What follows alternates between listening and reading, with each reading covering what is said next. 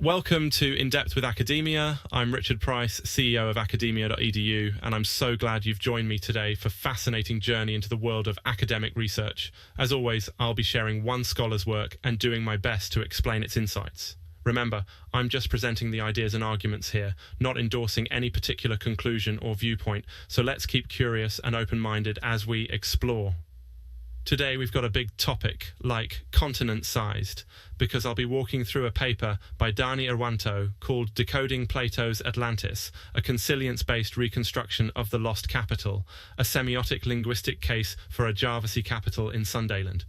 Or was it just a philosophical tale, a kind of ancient science fiction? Irwanto's paper takes the bold approach of treating Plato's dialogues, Timaeus and Critias, as structured containers of real clues, not simply myths, and asks, could we actually decode geographically where Plato meant, and maybe, just maybe, locate Atlantis somewhere besides the usual Mediterranean or Atlantic theories? The significance is huge. For anyone who's ever wondered about lost civilizations, our deep human past, or honestly, just loved a good archaeological mystery, the implications ripple out. New interpretations could reshape how we think about cultural memory, geography, and the whole tradition of ancient storytelling. Now, let's slow down and pick out the key findings and methods Irwanto used. Because, hey, this isn't a simple treasure map, right? The magic word here is consilience, which, in this context, means gathering evidence from as many different fields as possible: geology, linguistics, archaeology, oceanography, and more, and then seeing if the puzzle pieces actually fit together. Irwanto sets up a dual timeline. Timeline Y, where Atlantis flourishes and then collapses around 9600 BCE, and timeline 2, with Egyptian priests relaying the story to the Greek lawmaker Solon way later, around 600 BCE. So, instead of seeing Plato's story as a single static fable, Irwanto suggests it's a layered narrative, a story within a story with evidence preserved through both myth and memory. To decode all this, the paper uses semiotics, a fancy word that basically means studying signs and symbols, and also dives deep into linguistic analysis. The heart of it is treating Plato's weirdly specific details, the canal sizes, the shape of the plain, the orientation toward oceans, as connotative signs that, if decoded properly, point toward a real-world geography.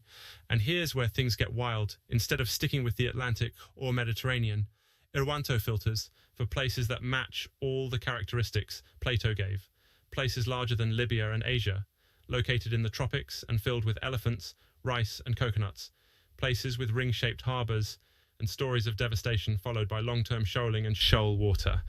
That filter, he argues, points not westward, but eastward, all the way to Sundaland in Southeast Asia.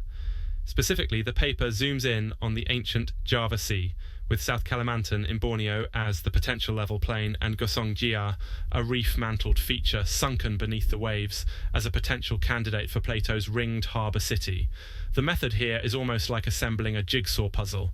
Irwanto tests three possible model orientations, the east-mouth, south-mouth, and west-mouth models, using the constraints from Plato's narratives, and finds the east-mouth best fits the clues.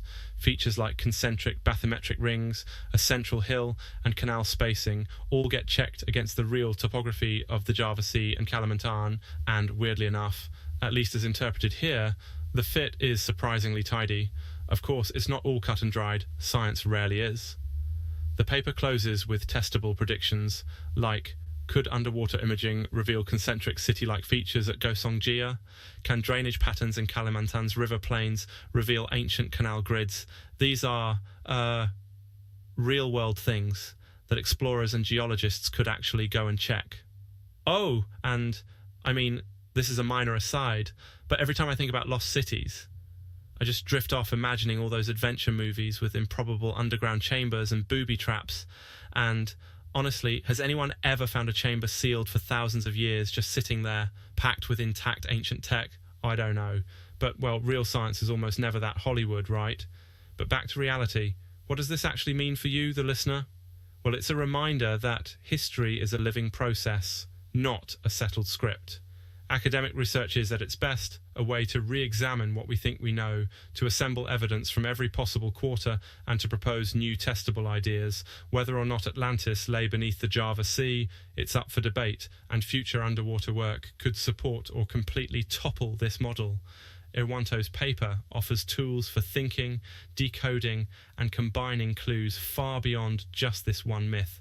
So, to wrap it up, I hope today's journey has whetted your appetite for more mysteries and more open-minded exploration.